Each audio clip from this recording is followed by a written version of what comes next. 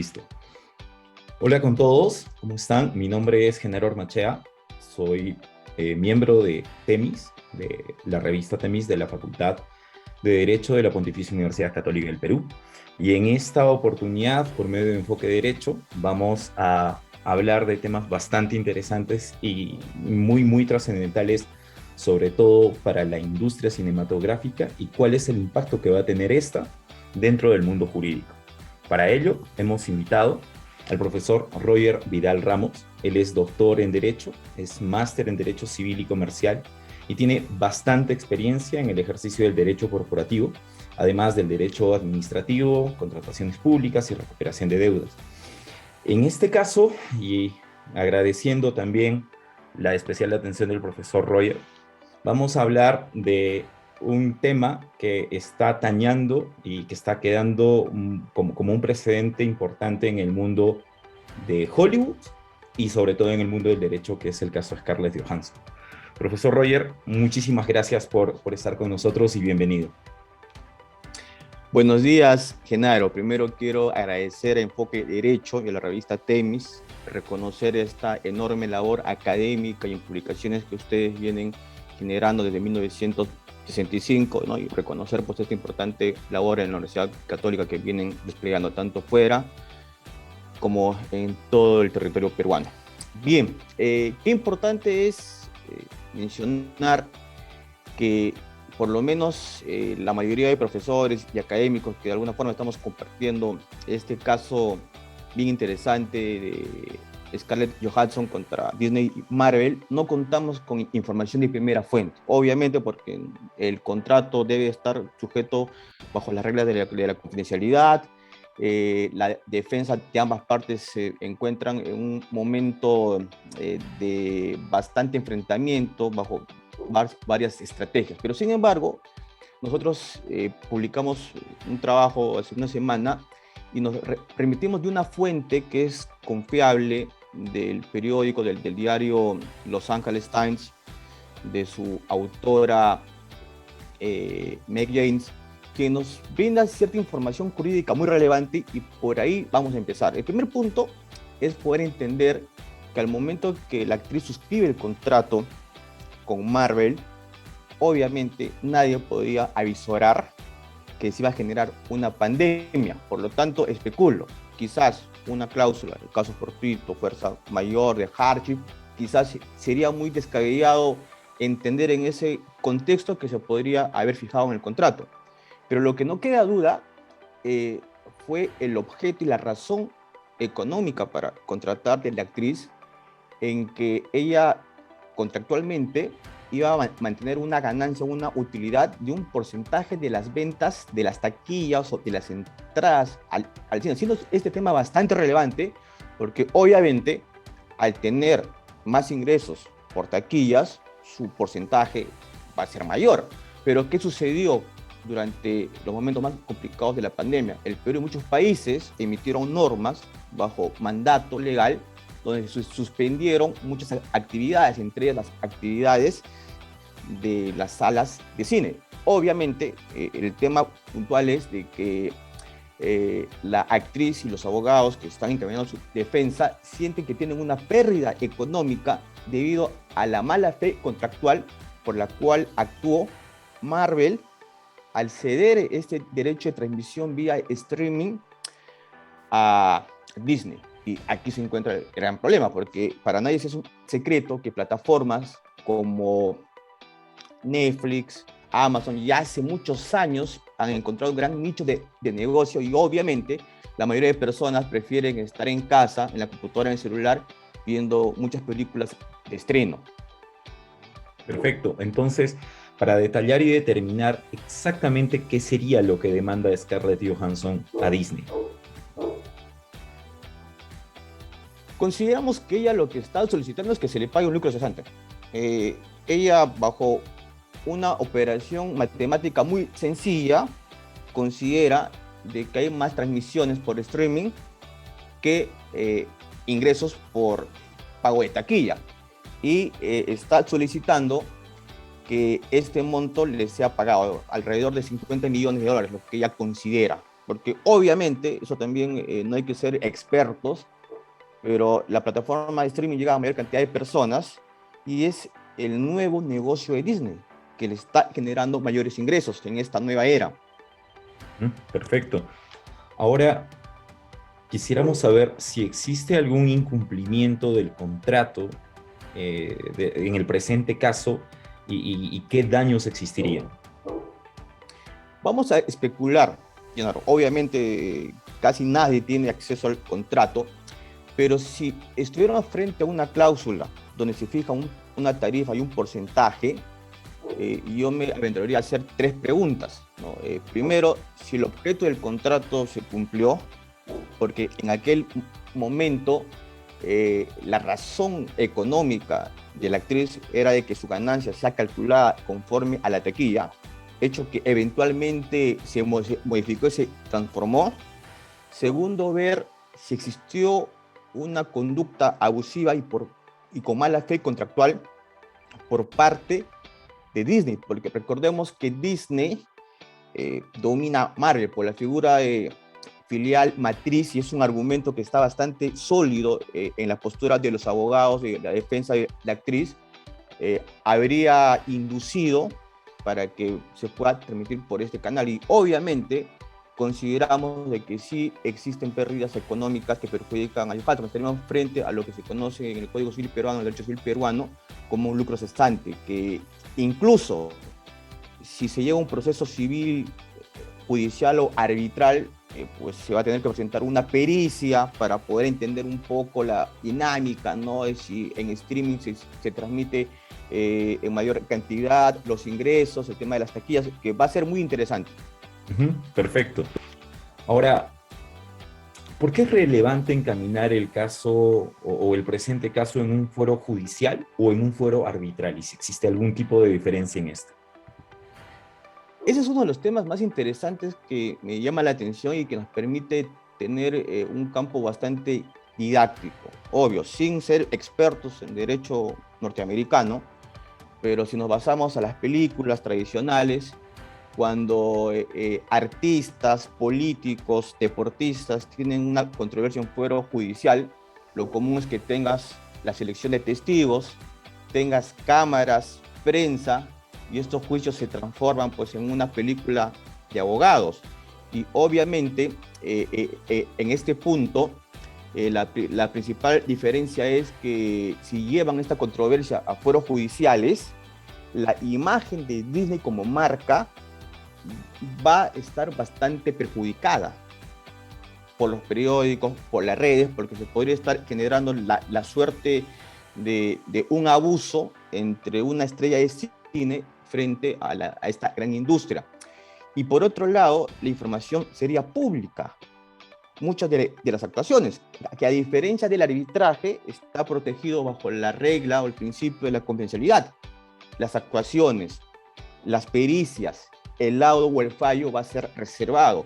Y por políticas corporativas, para cuidar el buen prestigio de Disney, obviamente que ellos prefieren acudir a un arbitraje, mientras que la defensa de Josh Hudson prefiere ir a la vía judicial. Entonces, es un tema muy importante porque el arbitraje es confidencial, es reservado, mientras que ir a la vía judicial norteamericana, como te repito, se va a generar que pues, se transforme esto en una película de abogados que va a resultar de interés general, tanto de americanos como extranjeros.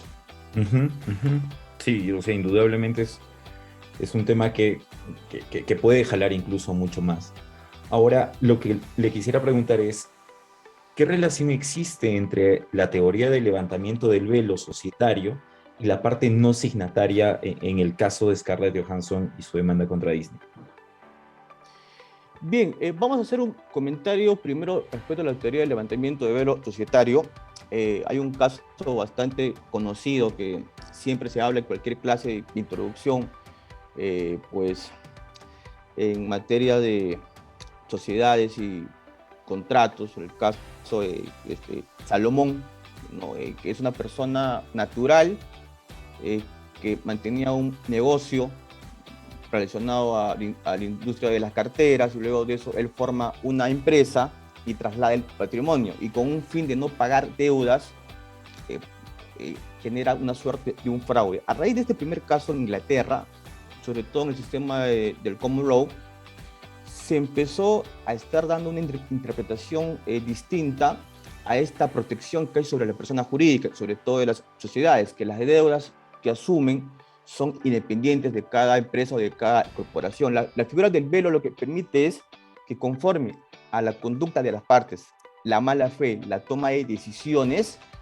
pueda levantarse el velo e imputarse algún tipo de responsabilidad.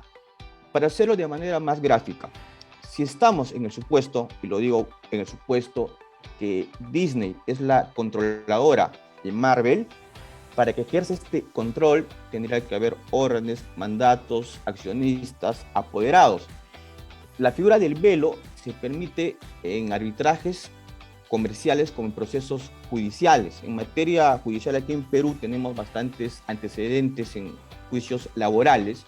El clásico ejemplo son, tenemos a 50 trabajadores que pasan de la planilla A a la planilla B y a la planilla C. Y esta tercera empresa es la que no quiere pagar las deudas y un juez laboral lo que hace es imputar la deuda a quien esté en mejor posición de pagar esta deuda.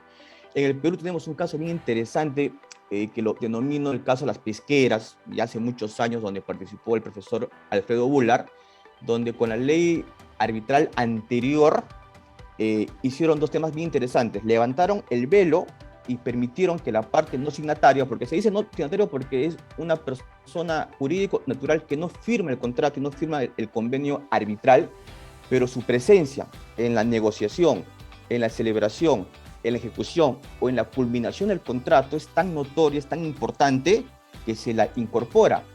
Entonces, es un tema muy importante. En el sistema americano hay muchos precedentes judiciales y arbitrales, y yo no tengo la menor duda que si la defensa de Joe Hudson, como lo viene ya trabajando esto, estructura bien esta teoría, fácilmente se levanta el velo societario y se podría imputar el pago a Disney. Y respecto al tema de la parte no signataria, esta figura sería pertinente siempre y cuando ambas partes decidan ir a un arbitraje, porque justamente lo que dice Disney es que tienen un pacto para que acudan a la sede arbitral de Nueva York, y la defensa de Hudson quiere ir a la vía judicial. Entonces es un tema bien interesante porque vas a tener doble conflicto de jurisdicción, porque puede hacer que Disney decida ir a un arbitraje, y lo que va a resaltar la defensa del actriz es que tienen que ir a vía judicial, mientras que van a plantear dos excepciones, tanto en vía judicial como en vía arbitral. Ahora, usted hace una remembranza bastante acertada acerca de algunos casos que habrían ocurrido aquí en Perú. Pero si extrapolamos un poco la realidad de Johansson con la realidad peruana en algún caso que de pronto pueda ser de la farándula o de algún actor o actriz, ¿tendríamos algún símil aquí con la realidad peruana? Miren, es bastante complicado porque la industria cinematográfica en el Perú no tiene la magnitud ni los montos de facturación que se tiene en Hollywood, pero quizás si especulamos, ¿no? Algunas películas donde hay deportistas que nos llevaron al mundial pueden generar una suerte de cláusula que viene de una práctica contractual de Hollywood, ¿no? Mira, yo te cedo mi imagen, pero yo como emprendedor de esta industria no tengo para pagarte el día que se empieza a rodar la película, pero conforme a los ingresos te doy un porcentaje de la taquilla y un porcentaje de los ingresos de merchandising. Se me ocurre, en alguna oportunidad en mi experiencia profesional pude ver ese tipo de contrato, pero por lo menos hasta donde tenemos conocimiento no hemos tenido algo parecido, ¿no? Entre un artista, un deportista que mantiene pues un litigio con una empresa cinematográfica justamente por el tema de los ingresos. Perfecto. Obviamente este es un caso bastante amplio y que va a generar controversia. ¿Nos puede dejar algún comentario final acerca de cómo se vaya a desarrollar el caso de Scarlett para terminar ya la entrevista? Van a ser tres puntos muy importantes que van a tener que discutir ambas partes. Primero es el tema estrictamente contractual y el lucro cesante. Porque obviamente, cuando se firmó el contrato, el objeto, la razón del contrato, era obtener un porcentaje muy alto de la venta de las taquillas, pero sin embargo, producto de la pandemia y luego de que se reactivaron ciertas actividades económicas y sobre todo el hecho, si fuera cierto, de que Marvel cedió la transmisión a Disney para que lo puedan realizar por streaming, estaremos frente a un daño acreditado. Porque si no estaba pactado en el contrato que se transmita por streaming, es un incumplimiento contractual, para empezar. Y luego de eso tendremos que ver el cálculo. Por lo menos el primer monto que está solicitando la defensa de Hudson es 50 millones de dólares. ¿Correcto? Como segundo tema, muy importante, se resalta la jurisdicción. Si vamos a enfrentarnos a un proceso judicial con el tema de prensa, con la posibilidad que la marca Disney disminuya en el mercado, obviamente es un tema muy relevante. Mientras que el arbitraje, las partes seleccionan a los árbitros, se pueden ajustar algunas reglas arbitrales y obviamente va a ser reservado. Y es más, con la posibilidad de que se llegue a una transacción, que de pronto Disney, a fin de conservar su buena reputación dentro del mercado, con sus consumidores y competidores, ¿no? Pueda tener un tema bastante pausado. Y obviamente pueda surgir que otros artistas también sigan este camino.